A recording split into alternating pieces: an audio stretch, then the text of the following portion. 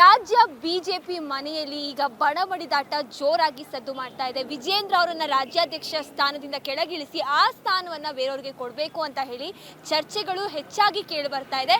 ಇದಕ್ಕೆ ಸಂಬಂಧಪಟ್ಟಂತೆ public opinion ಏನಿದೆ, ವಿಜೇಂದ್ರ ಅವರು ಅದೇ ಸ್ಥಾನದಲ್ಲಿ ಇರಬೇಕಾ ಅಥವಾ ಬೇರೆ ಯಾರಾದರೂ ರಾಜ್ಯಾಧ್ಯಕ್ಷರ ಸ್ಥಾನವನ್ನ ತಗೊಳ್ಬೇಕಾ ಅಂತ ಹೇಳಿ ಪಬ್ಲಿಕ್ ಅವರ ಅನಿಸಿಕೆ ಯಾವ ರೀತಿಯಾಗಿದೆ ಅಂತ ನಾನು ಮಾತಾಡಿಸ್ತಾ ಹೋಗ್ತೀನಿ. ಬನ್ನಿ, ಈಗ ನಮ್ಮ ಜೊತೆ ಒಬ್ಬರಿದ್ದಾರೆ, ಮಾತಾಡಿಸ್ತೀನಿ. ನಮಸ್ಕಾರ ಸರ್, ನಿಮ್ಮ ಹೆಸರು? ನಮ್ಮ ಹೆಸರು ಶ್ರೀನಿವಾಸ್ ಅಂತ. ಈಗ ಬಿಜೆಪಿಯಲ್ಲಿ ವಿಜೇಂದ್ರ ಅವರು ರಾಜ್ಯಾಧ್ಯಕ್ಷ ಆಗಿದ್ದಾರೆ, ಆದ್ರೆ ಅವ್ರು ಬೇಡ ಅಂತ ಹೇಳಿ ಅವ್ರ ಪಕ್ಷದಲ್ಲೇ ಬೇಡ ಯತ್ನಾಳು ರೆಬಲ್ಸ್ ಟೀಮ್ ಅಂತಾನೆ ಬಸನಗೌಡ ಪಾಟೀಲ್ ಯತ್ನಾಳ್ ಅವರು ಬೇಡ ಅವರು ಅಂತ ಹೇಳ್ತಿದ್ದಾರೆ. ನೀವೇನಂತೀರಾ? ವಿಜೇಂದ್ರ ಸ್ಥಾನನ ಕಂಟಿನ್ಯೂ ಮಾಡ್ಬೇಕಾ ಇಲ್ಲ ಬೇರೆ ಯಾರಾದ್ರೂ ತಗೋ? ಅವರು ವಿಜೇಂದ್ರ ಅವರು ಕಂಟಿನ್ಯೂ ಮಾಡಿದ್ರೂ ಒಳ್ಳೆಯದೇ.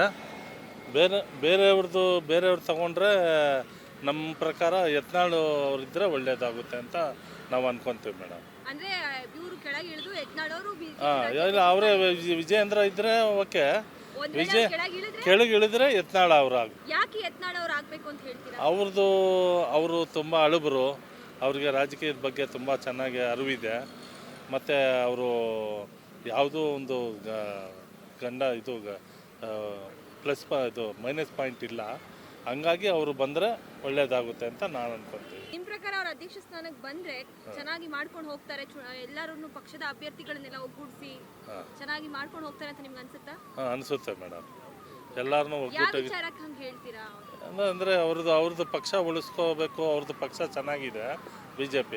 ಅವ್ರ ಪಕ್ಷ ಉಳಿಸ್ಕೋಬೇಕು ಅಂದರೆ ಅವ್ರನ್ನ ಆ ಕಮಿಟಿಯಲ್ಲಿರೋರ್ನೆಲ್ಲ ಅವರು ಒಂದು ಸ್ಥಾನದಲ್ಲಿ ನಿಲ್ಲಿಸ್ಕೊತಾರೆ ಮೇಡಮ್.